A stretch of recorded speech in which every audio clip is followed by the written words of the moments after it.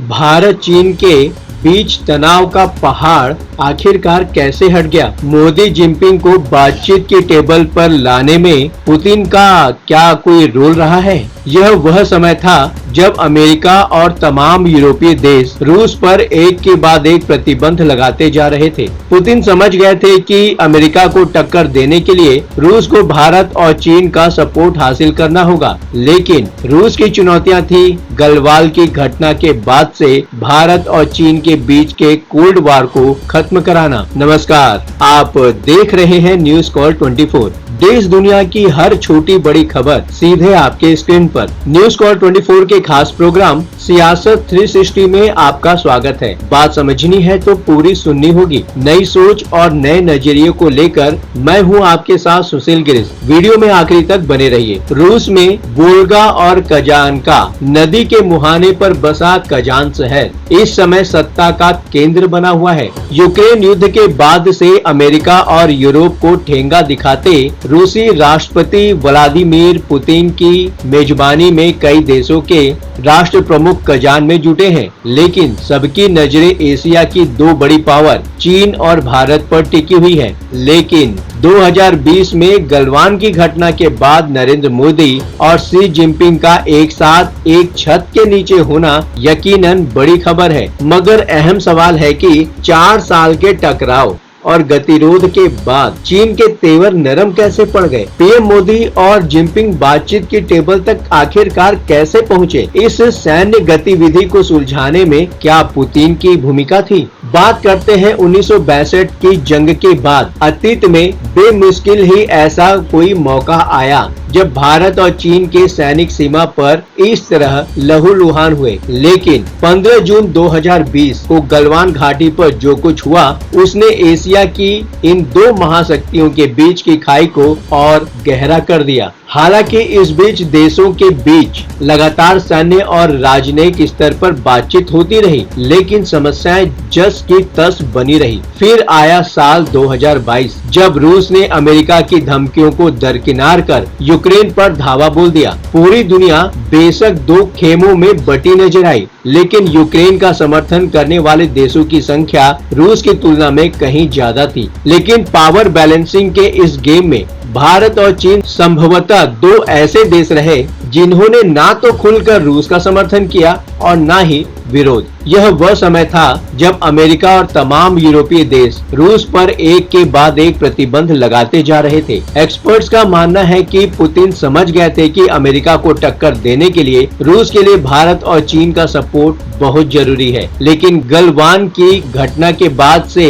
भारत और चीन के बीच के कोल्ड वार को खत्म करना एक चुनौती थी। अब सवाल उठता है कि क्या एससीओ समिट में लिख दी गई थी एग्रीमेंट की स्क्रिप्ट? चीन के विदेश मंत्री और पोलित ब्यूरो के सदस्य वांग यी को चीन में राष्ट्रपति शी जिनपिंग के बाद दूसरा सबसे ताकतवर नेता माना जाता है। इस साल जुलाई में कजाकिस्तान में संघाई सहयोग संगठन SEO की बैठक से अलग विदेश मंत्री जयशंकर ने चीन के विदेश मंत्री वांग यी से मुलाकात की थी। मुद्दा LC सैन्य गतिरोध को सुलझाना था। इस दौरान सिर्फ जयशंकर ने ही नहीं बल्कि राष्ट्रीय सुरक्षा सलाहकार NSA अजित डोभाल ने भी वांग से मुलाकात की थी। कई रिपोर्ट्स में कहा गया कि बेशक उस समय इन मुलाकातों को सामान्य बैठकों के तौर पर देखा गया, लेकिन दोनों देश सैन्य गतिरोध सुलझाने की दिशा में काम कर रहे थे। ये भी कहा गया कि दोनों देशों के बीच इस पेट्रोलिंग एग्रीमेंट में पुतिन ने एक बड़ी भूमिका निभाई। इसके बाद लाओस में भी दोनों देशों के विदेश मंत्रियों ने मुलाकात कर LC गतिरोध को तत्काल खत्म करने पर जोर दिया। पुतिन से अजित डोभाल की मीटिंग के भी कुछ मायने निकाले जा रहे हैं। सितंबर में रूस के राष्ट्रपति पुतिन के साथ राष्ट्रीय सुरक्षा सलाहकार अजित डोभाल की तस्वीरें खूब वायरल हुई थी। डोभाल 12 सितंबर को पुतिन से मिलने सेंट पीटर्सबर्ग पहुंचे थे। इस मुलाकात के बारे में आधिकारिक तौर पर कहा गया कि पीएम मोदी के यूक्रेन दौरे के दौरान हुई बातचीत और निष्कर्षों से पुतिन को वाकिफ कराने के लिए डोभाल उनसे मिलने गए थे। लेकिन एक्सपर्ट्स का कहना है कि पुतिन से डोभाल की मुलाकात की असली वजह चीन के साथ भारत के सैन्य गतिरोध को खत्म करना था। डोभाल ने पुतिन से मुलाकात के बाद चीन के विदेश मंत्री वांग यी से भी मुलाकात की थी। लेकिन भारत और चीन के बीच हुए इस एग्रीमेंट में पुतिन की कितनी बड़ी भूमिका थी, इसका अंदाजा इसी से लगाया जा सकता है कि 12 सितंबर को जब NSA अजीत डोभाल ने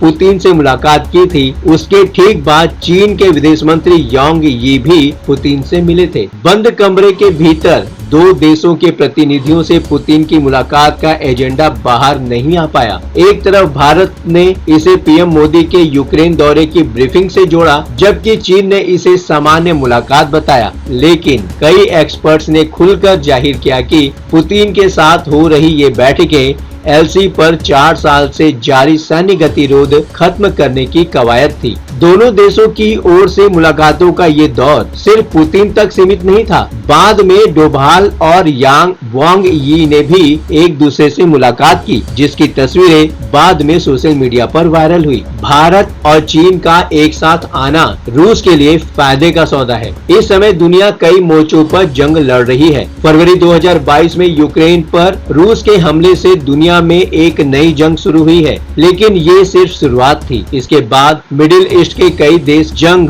की आग में कूद पड़े। यूक्रेन पर रूस के हमले से अमेरिका और यूरोप ने रूस को अलग थलग कर दिया। अंतरराष्ट्रीय बाजार में रूस के तेल पर प्रतिबंध लगाया गया। कई देशों ने रूस के साथ राजनयिक संबंध खत्म कर दिए। रिपोर्ट्स के मुताबिक इस बीच अलग थलग पड़े पुतिन ने ग्लोबल साउथ पर जोर दिया। उसके लिए उन्होंने ब्रिक्स को G7 के वर्चस्व को चुनौती देने वाले विकल्प के तौर पर पेश करने की कवायद शुरू कर दी। लेकिन इसमें कोई दो राय नहीं है कि ब्रिक्स की मजबूती पूरी तरह से भारत और चीन से जुड़ी हुई है। ऐसे में पुतिन ने दोनों देशों के बीच चल रहे सैन्य गतिरोध को खत्म करने में दिलचस्पी दिखाई। इसके लिए सिलसिलेवार तरीके से कभी जयशंकर तो कभी डोभाल को, कभी वांग यी से मुलाकातों का दौर शुरू किया गया। सऊदी अरब और UAE को ब्रिक्स में शामिल करना एक स्ट्रैटेजिक कदम बताया जा रहा है। राष्ट्रपति पुतिन को इस बात का पूरा इल्म है कि अमेरिका के दबदबे को खत्म करने के लिए ग्लोबल साउथ का उभार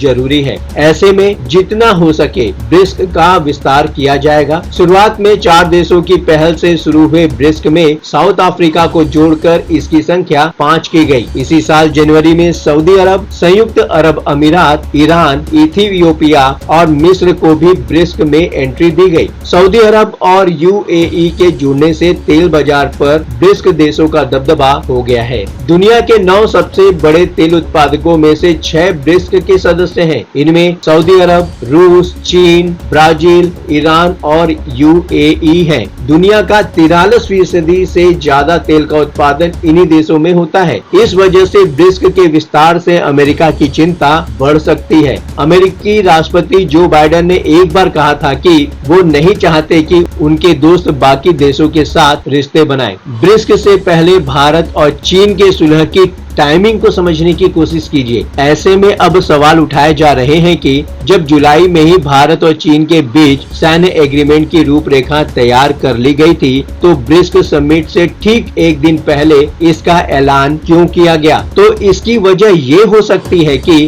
पुतिन ब्रिक्स समिट जैसे अंतरराष्ट्रीय मंच से अमेरिका और यूरोप को बड़ा संदेश देना चाहते थे। वह यह दिखाना चाहते थे कि उनकी पहल से दोनों देश बातचीत के मेज तक आ पाए हैं और ब्रिक्स की ताकत घटने के बजाय लगातार बढ़ रही है। बातों ही बातों में मुद्दे की बात हो जाती है। ये प्लेटफॉर्म है जनता का, आपका, आपकी आवाज उठाने का। अब आपकी बात नहीं रहेगी अनसुनी। आपकी सलाह, आपकी राय हमारे लिए मायने रखती है। खुलकर अपनी बात रखें, कमेंट करें और अपनी प्रतिक्रिया अवश्य दें। अभी तक आपने चैनल को सब्सक्राइब नहीं किया है तो देर किस बात की? चैनल को अभी सब्सक्राइब करें। नोटिफिकेशन में जाकर बेल का आइकन प्रेस करना बिल्कुल ना भूलें। आज के लिए बस इतना ही। लगातार खबरों के लिए बने रहिए न्यूज़ कॉल 24 के साथ।